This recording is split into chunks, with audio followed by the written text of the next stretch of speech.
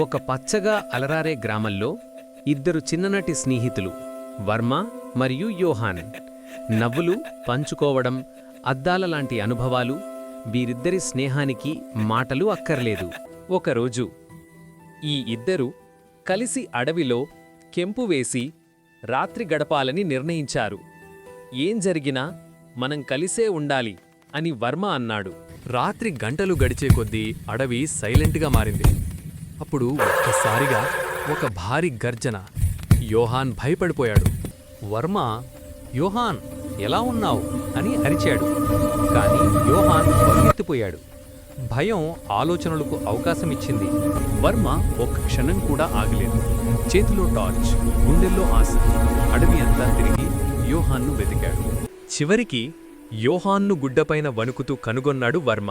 నెమ్మదిగా భుజంపై చేయివేసి అన్నాడు, నేను ఎప్పుడు వదిలిపెట్టను యోహాన్, ఇదే స్నేహం. అలా వారి స్నేహం మరింత బలపడింది. కష్టాల్లో మనతో ఉండేవారే నిజమైన స్నేహితులు.